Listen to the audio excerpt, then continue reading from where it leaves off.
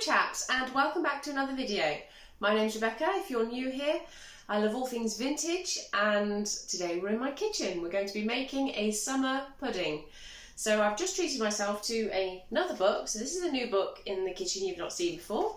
That is Eating for Victory. It is the accompanying book to my Make, Do and Mend one. They are collections of leaflets throughout the war that were issued by the ministry to help people make do, really.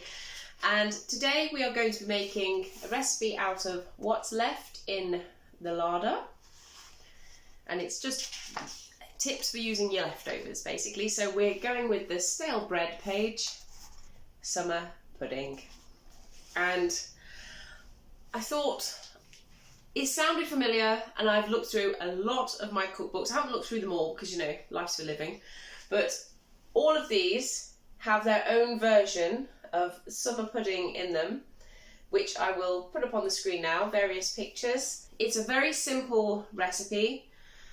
What ties them all together is that it is stale bread as a encasement, and with just whatever seasonal fresh fruit you've got in. The fruits you can use are anything from blackberries, raspberries, strawberries, gooseberries, loganberries, blueberries, did I say gooseberries? Yes. Stewed rhubarb, stewed apple, pear, literally whatever you've got, you can throw it in. If you've got some stale bread, you know, it's really simple. Just a little bit of sugar and water, you're good to go. Throughout these, they also say that you can serve it with cream. There's a very nice cardamom cream one, but also creme fraiche, custard. So it's really versatile. You can just make it to fit you, really. If you need a pudding in a hurry, well, maybe not that much of a hurry, it has to set and cool. But it doesn't take a lot of hob oven. There's no oven involved, so hashtag win on that one.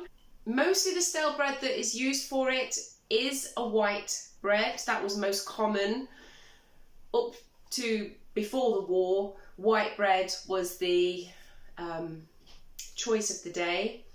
The wholemeal bread that came in was known as Hitler's secret weapon, because you had a nation that was so used to white bread that wholemeal and the high grain fibre percentage, whatever you want to call it, in it, you know, they weren't that keen on it and it didn't keep that well, so anything that uses up stale bread, perfect. In the Mrs. Beeton book, she has gone slightly different. All the rest use bread, however she has gone with stale sponge cake. So I don't know about you, but there's never really any cake left in my house if one gets made. But if you do have some stale cake, there you go. So in this book, it is the National Trust's complete recipe book, and it's heavy. There's a lot of recipes in here. And this version has a little bit of blurb about the history of summer pudding. It's also known as autumn pudding at this time of the year, where the summer fruits are, you know, sadly becoming a distant memory, and the autumn fruits are, you know, getting the tail end of the strawberries and maybe the raspberries, and the blackberries are coming in. So, but for now, summer pudding from the National Trust book. Summer pudding, quintessentially English, hence the pearls, chaps. I've dressed up for this. This pudding was known as hydropathic pudding in the 19th century, when it was served at health resorts where pastry was forbidden. This recipe is for a large pudding. A tip: don't make the pudding in the basin too liquid. It might collapse when you unmould it. You can always add liquid once it is safely on its dish. Woohoo! So, yes. So there we go, we know where the summer pudding came from. It was people trying to avoid pastry. So, without further ado, let's crack on with the recipe. You will need 8 ounces of fresh fruit, red or black if possible, 1 to 2 ounces of sugar, 1/4 pint of water, and 5 ounces of stale bread cut 1/4 to 1/2 inch thick. Stew the fruit with the sugar and water until tender. Cut a round of bread to fit the bottom of a basin, 1 pint size, and line the side with fingers of bread cut slightly wider at one end than the other. Fit the fingers of bread together so that no basin shows through.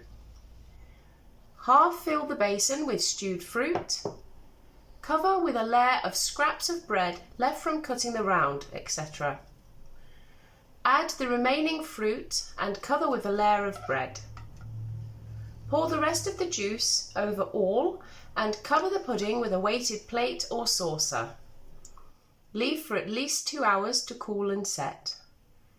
Turn out carefully and serve with custard. Nota bene: very juicy fruit does not require any water for stewing. Bottled fruit may be used if fresh fruit is not available. Ooh.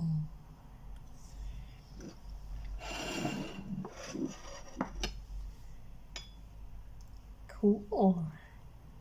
So here we are, I have my pudding cooling and setting. I've put a big vase on top full of water, so there's a lot of weight going on there on a bit of a saucer just to really compact it down.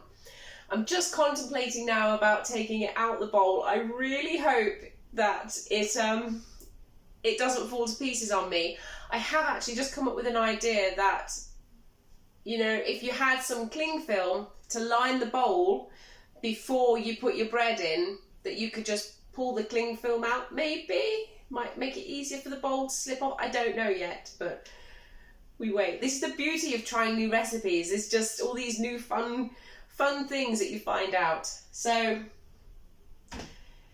if you make it, I hope you enjoy it. It sounds like a winner.